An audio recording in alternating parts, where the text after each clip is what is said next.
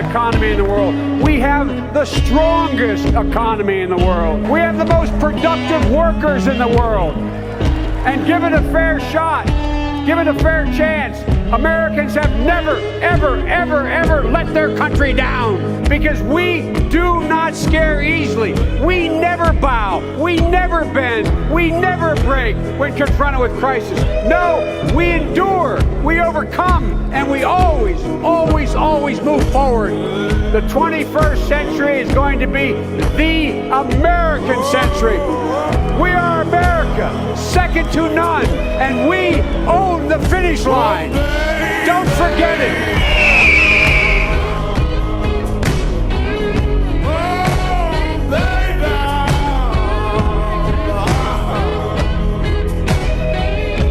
There are some who say that communism is the wave of the future. Let them come to Berlin. Freedom has many difficulties, and democracy is not perfect. But we have never had to put a wall up to keep our people in. We shall send to the moon, 240,000 miles away, a giant rocket 300 feet tall to an unknown celestial body, and then return it safely to Earth, and do all this and do it first before this decade is out. Why, some say the moon. We choose to go to the moon in this decade and do the other things. Not because they are easy, but because they are hard.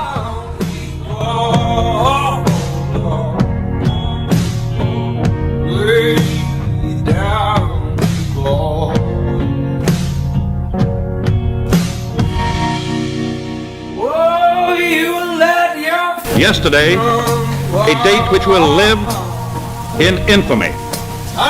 The United States of America was suddenly and deliberately attacked by naval and air forces of the Empire of Japan. I regret to tell you that very many American lives have been lost. In addition, American ships have been reported torpedoed on the high seas. As Commander-in-Chief of the Army and Navy, I have directed that all measures be taken for our defense. But always will our whole nation remember the character of the onslaught against us. Not only defend ourselves to the uttermost, but will make it very certain that this form of treachery shall never again endanger us. I ask that the Congress declare a state of war between the United States and the Japanese Empire. I'm going to get justice for the working man. All I'm asking is a square deal for every man.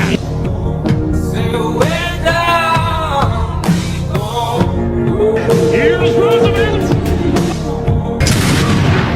I've just been shot. It'll take more than a bullet to kill a bull moose. 77 years ago, our fathers brought forth upon this continent a new nation.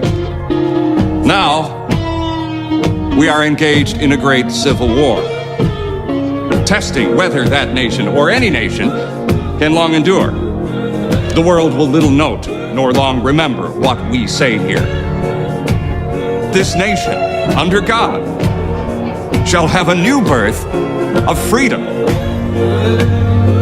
and that government of the people, by the people, for the people, shall not perish from the earth.